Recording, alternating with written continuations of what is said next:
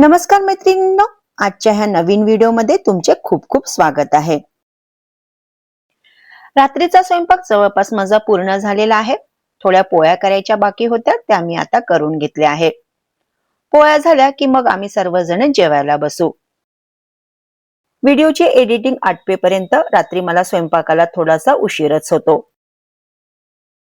जेवण आटोपले, स्वयंपाकाचे आणि जेवणाचे जे भांडे पडले होते ते मी आता घासून घेत आहे। तसेही मी रोजच ताट, वाट्या, पेले, छोटे मोठे भांडे मी घासूनच ठेवते।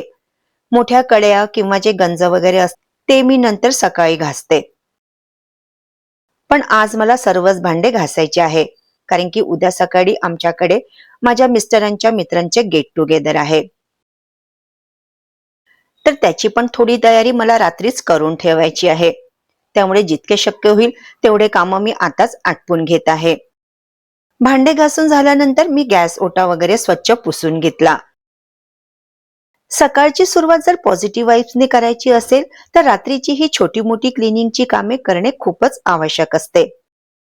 सकाळी उठल्याबरोबर जर पसारा दिसला तर आपला मूड खराब आणि आपला पूर्ण दिवसच खराब जातो।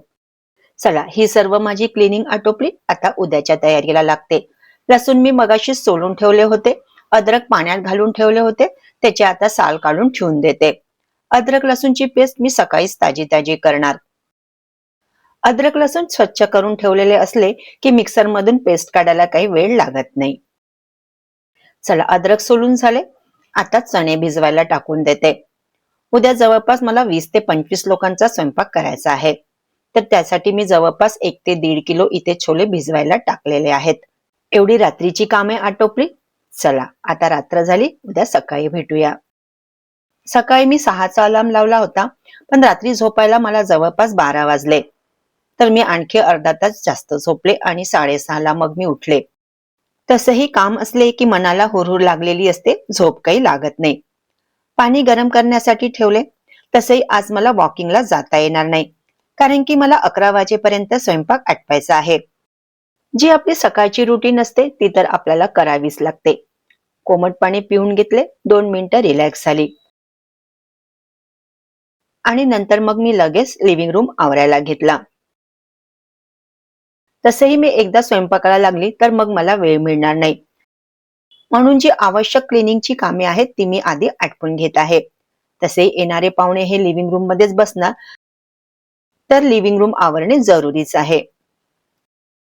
तसा हॉल हा नेहमी क्लीनच असतो, पण रोजची डस्टिंग, झाडू, पोछा तर करावाच लागतो। आणि काही प्रोग्राम म्हटलं तर आणखी थोडी जास्तीची क्लिनिंग ही करावीच लागते, होय ना? डस्टिंग केली, झाडू लावला आणि फरशी पुसून घेतली। लिव्हिंग रूमची मी पूर्ण क्लिनिंग व्यवस्थित करून ठेवून दिले। आता मी आली किचन मध्ये। सर्वात आधी मी इथे छोले उकडायला ठेवून देते आहे। त्यासाठी मी कुकर मध्ये चणे घातले, तांब्याभर पाणी घातलं, चवीप्रमाणे मीठ घातलं, 1 छोटी चम्मच इथे मी हळदी पावडर घातली, 1 छोटी चम्मच गरम मसाला आणि काही तेजपत्ता इथे मी घातली आणि कुकरचे झाकण लावून दिले। कुकरला गॅस स्टोव्हवर ठेवून दिले आणि आता आमच्या दोघांसाठी मी चहा ठेवला।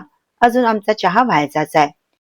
चहाची गॅस फ्लेम मी लो केली आणि नंतर मी इकडे आले अंगणात पाणी टाकायला। हे माझे नेहमीचेच रुटीन आहे, चहा ठेवणे आणि अंगणात येऊन पाणी टाकणे किंवा धुवून घेणे। 10 ते 15 मिनिटं चहाला लागतात, तेवढ्या वेळात हे माझे काम आटपून जाते। आणि आज तर इतके काम असताना सुद्धा स्किप करू शकत नाही, कारण पाहुणे येणार म्हटलं तर अंगण ही स्वच्छच हवं। आता इथून माझी खरी सुरुवात झाली स्वयंपाक करायला। सर्वात आधी मी कांदे कापायला घेऊन घेतले। आज मला चहा प्यायला पण निवांत वेळ मिळाला नाही, त्यामुळे मी हे काम करता करता चहा पण पीत आहे, सोबत सोबत आपले काम पण करत आहे। सर्वात आधी कांदे कापून घेते, कारण की छोल्यामध्ये कांदे जरा जास्तच लागतात। कांद्यांना मी मोठ्या मोठ्या तुकड्यांमध्ये कापून घेतले। त्याला मी चॉपर मध्ये चॉप करून बारीक करणार आहे, त्याआधी मी शेगडीवर गंज ठेवून घेतला। गंज तापेपर्यंत इथे माझे बरेचसे कांदे चॉप करून होऊन जातील। जेव्हा एवढा मोठा स्वयंपाक एकटीला करायचा असतो तेव्हा सर्व कामं ही स्टेप बाय स्टेप करावी लागतात आणि एका वेळेस आपण कोणते कोणते काम करू शकतो याची मनात आखणी करून घ्यावी लागते। म्हणजे कामेही वेळेवर पूर्ण होतात. गंज तापला, मी त्यात तेल टाकले. तेल तापेपर्यंत माझे कांदे बारीक कापून झाले. आता तेल तापले, त्यात मी काही खडे मसाले टाकत आहे आणि कापलेला कांदा टाकून घेत आहे. एवढे सारे कांदे परतायला वेळ लागतो, तर तेवढ्या वेळात मी अद्रक लसूणची पेस्ट तयार करून घेतली. अद्रक लसूणची पेस्ट तयार झाली, तिला काढून घेतले आणि त्याच भांड्यामध्ये मी आता टमाटरची पेस्ट तयार करून घेत आहे. कांदे परतायला जवळपास 25 ते 30 मिनिटं लागले. तेवढ्या वेळात माझ्या दोन्ही पेस्ट तयार झाल्या आणि आता इथे मी बिर्याणीसाठी कांदा कापून घेतलेला आहे. मला सोबतच आज व्हेज बिर्याणी सुद्धा बनवायची आहे. बिर्याणीसाठी कांदा तळायचा होता, पण कांदे तळायला खूप वेळ लागतो, म्हणून मी कांदे आधी एअर फ्राय मध्ये टाकून घेतले. ते तिथे अर्धवट तळून होतात, नंतर तेलात मग लवकर तळल्या जातात. कांदे एअर फ्रायर मध्ये ठेवले. 15 मिनिटाचा मी टायमर लावून घेतला आणि आता मी पुरीसाठी पीठ मळायला घेतलं. पिठामध्ये मी थोडा रवा टाकलेला आहे, मीठ टाकलेला आहे, थोडा ओवा आणि थोडी कलोंजी. ओवा आणि कलोंजी टाकलेल्या पुऱ्या छान वाटतात. आणि आता मी पीठ मळून घेत आहे. तसंही पीठ मुरायला थोडा वेळच लागतो. छोले आणि बिर्याणी होतपर्यंत पीठ चांगलं मुरल्या जाईल, म्हणून मी पीठ आधी भिजवून ठेवून दिले. सोबत सोबत चण्याचा मसाला पण शिजत आहे आणि आता मी बिर्याणीसाठी भाज्या पण कापून घेतल्या. हा बघा, छोलेचा मसाला छान परतून झाला आहे. मी पूर्ण स्टेप बाय स्टेप रेसिपी तुमच्यासोबत शेअर करू शकली नाही, कारण की शूटसाठी माझ्याजवळ वेळ नव्हता. बस थोडं थोडं मी तुम्हाला दाखवत आहे. आता यात उकडलेले छोले मी टाकले. मीठ चेक करून घेतलं. मीठ थोडं कमी वाटलं तर मी आणखी मीठ ऍड केलं. छोले छान शिजलेलेच आहेत. मला जास्त यात ग्रेव्ही पण नाही ठेवायची आहे, त्यानुसार इथे मी पाणी ऍड करणार. शिजल्यानंतर गरम मसाला आणि कोथिंबीर वगैरे घालून माझी छोलेची भाजी तयार झालेली आहे. एअर फ्रायर मध्ये बघा, या प्रकारे कांदा थोडा ड्राय झालेला आहे.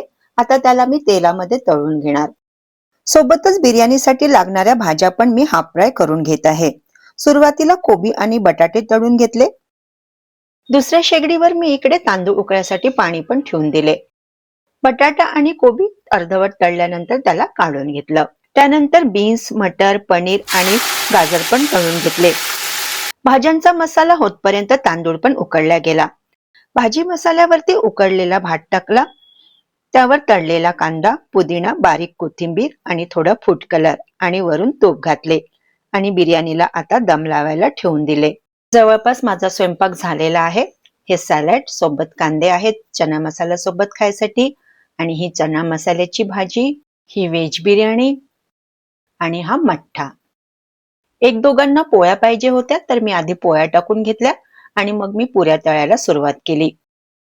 सॅलड माझ्या मुलाने कापून दिलं आणि जेवण वाढण्याचं काम पण त्यानेच केलं. आधी मी जवळपास अर्ध्या पोळ्या तळून घेतल्या, मग माझ्या मुलाने जेवण वाढायला सुरुवात करून दिली. मग मी गरम गरम पुऱ्या तळायला लागली.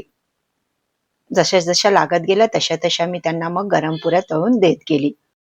आणि ही आहेत माझ्या मिस्टरांचे मित्रमंडळी जेवणाचा आनंद घेताना. ही व्हिडिओ क्लिप माझ्या मुलाने शूट केली. नंतर त्याने मला फोन आणून दिला. स्वयंपाक आटवून मी थोड्या वेळ बसली होती.